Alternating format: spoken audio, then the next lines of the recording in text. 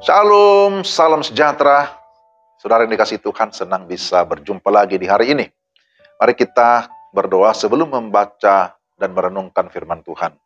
Terima kasih Tuhan untuk kesempatan yang baik ini.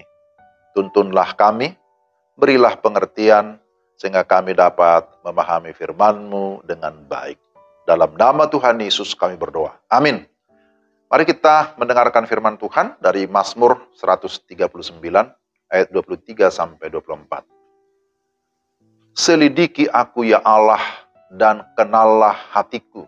Ujilah aku, dan kenallah pikiran-pikiranku.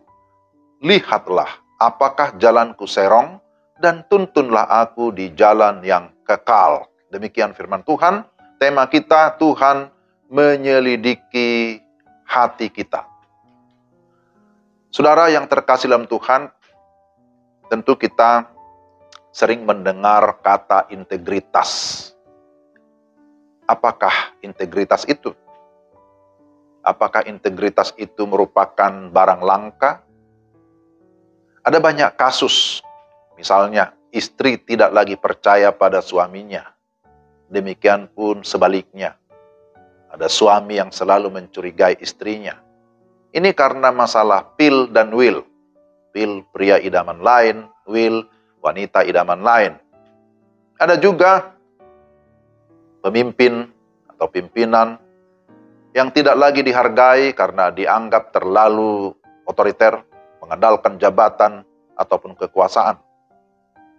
Ada juga orang yang mau melakukan apa saja yang penting dapat uang, ingin cepat kaya, ingin cepat naik jabatan, maka segala cara bisa dilakukan. Saudara yang terkasih dalam Tuhan, di dalam bacaan kita sebenarnya dikisahkan tentang Daud. Dia adalah seorang raja yang mempunyai tahta kerajaan yang kuat dan terkenal. Dia punya harta kekayaan yang berlimpah. Hanya saja memang dia pernah mengalami kejatuhan dalam dosa karena masalah wanita. Masalah seksualitas yang tidak terkendali.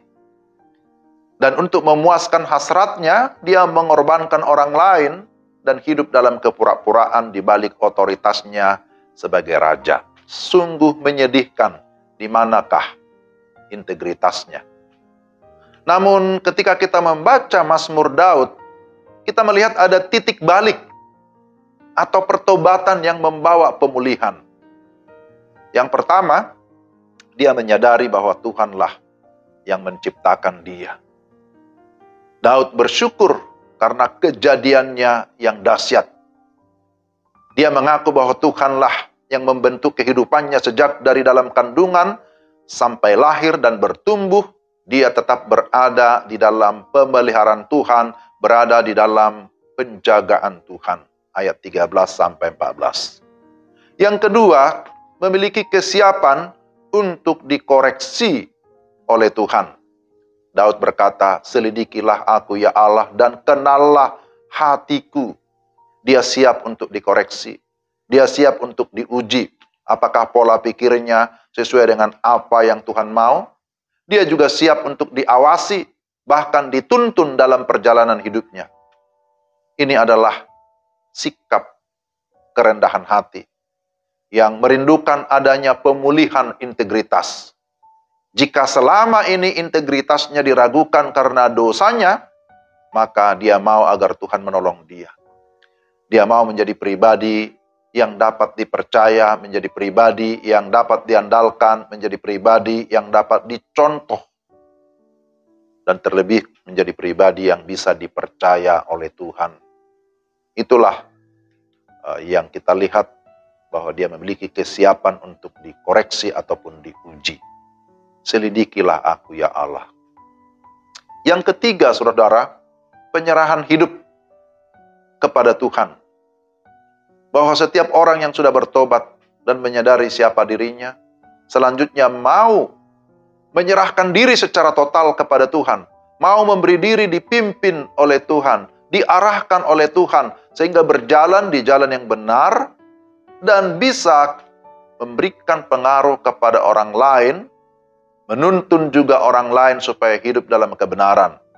Dan selain itu, tentu menjadi satu jaminan, ada kepastian hidup kekal ketika kita menyerahkan hidup kepada Tuhan. Saudara-saudara yang terkasih dalam Tuhan, ada banyak pencobaan di sekitar kita. Tidak seorang pun kita yang kebal terhadap yang namanya harta, tahta, wanita, ataupun pria. Banyak orang yang jatuh ke dalam dosa karena godaan finansial, karena uang, karena ingin hidup mewah, ingin agar semua serba ada, serba luks.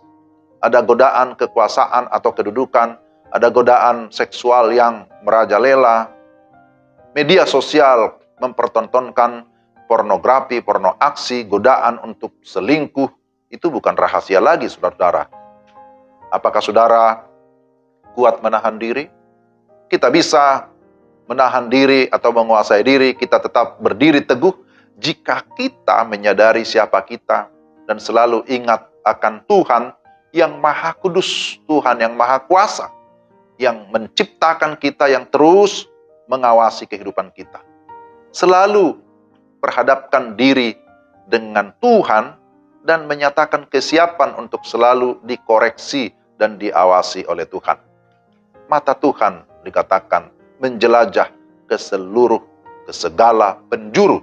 Dia melihat bahkan hati kita.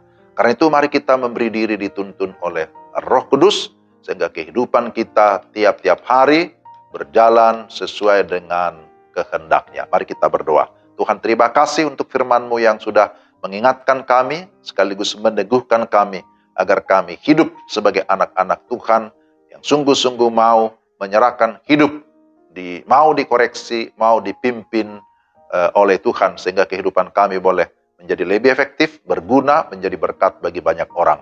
Dalam nama Tuhan Yesus kami sudah berdoa. Amin. Demikianlah renungan kita hari ini. Tuhan memberkati saudara-saudara sekalian. Shalom.